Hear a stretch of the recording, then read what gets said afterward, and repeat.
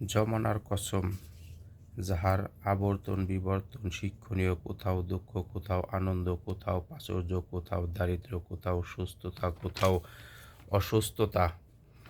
মানুষ নিজের প্রিয়জনকে মানুষ নিজের প্রিয় জীবনকে ধ্বংস করিয়া অত্যন্ত ক্ষতির মধ্যে রহিয়াছে। তবে ঐ সমস্ত লোক ব্যতীত যাহারা ঈমান আনিয়াছে এবং যাহারা ভালো আমল করিয়াছে এবং একে অপরকে হক কথা বলিবার এবং হকের উপর কায়েম থাকিবার ওসিয়ত ও তাগিদ করিতে থাকিয়াছে এবং একে অন্যকে সবরের ওসিয়ত করিয়া থাকিয়াছে, ইহার মধ্যে ইবাদত বন্দেগীর জন্য এহতেমাম করার বিষয়টি অন্তর্ভুক্ত রহিয়াছে। মনের খায়েশ ও নাজায়েজ বিষয়সমূহ হইতে নফসকে বিরত রাখার বিষয়ও অন্তর্ভুক্ত রহিয়াছে এবং মুসিবত ও জমানার বিভিন্ন দুর্ঘটনার উপর সবর করার বিষয়ও দাখিল রহিয়াছে।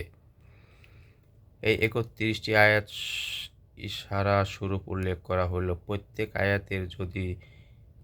আয়াতের জন্য যদি ফায়দা ও ব্যাখ্যা লেখা হয় তবে অনেক দীর্ঘ হইয়া যাইবে। সাধারণভাবে সবগুলি আয়াতের মধ্যে এই বিষয়টি সমন্বয় ঘটিয়াছে যে দুনিয়া পরীক্ষার জায়গা, না উহার ধন-দৌলত, ইজ্জত, সম্মান বা অহংকার ও গর্বের জিনিস, না উহার অভাব, অনটন, অসম্মান ও অপমানের বস্তু। ধন-দৌলত আল্লাহ তাআলার কৃতজ্ঞতা প্রকাশের জিনিস হওয়ার পাশাপাশি পরীক্ষাও একটি বিষয়।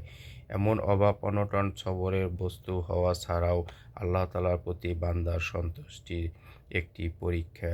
আর ধন-দৌলতের অবস্থা পরীক্ষার দিক দিয়ে বেশি কঠিন, কেননা এই পরীক্ষায় মানুষ অনেক কম পাস করিয়া থাকে, ফেল বেশি হইয়া থাকে।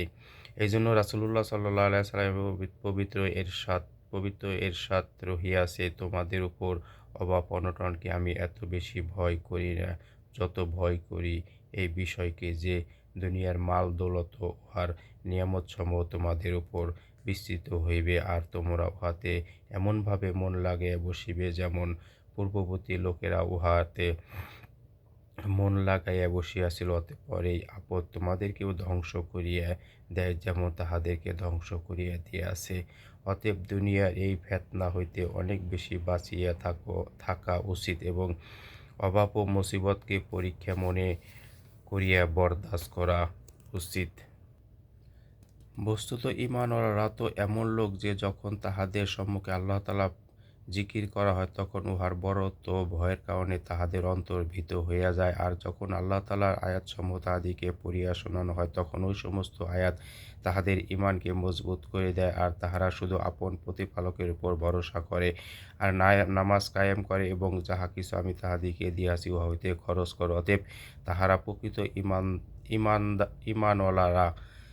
তাহারাই প্রকৃত ঈমানওয়ালা। তাহাদের জন্য আল্লাহ তাআলার নিকট বড় বড় মর্যাদা রহিয়াছে এবং তাহাদের জন্য গুনাহের ক্ষমা রহিয়াছে ও সম্মানজনক রিজিক রহিয়াছে।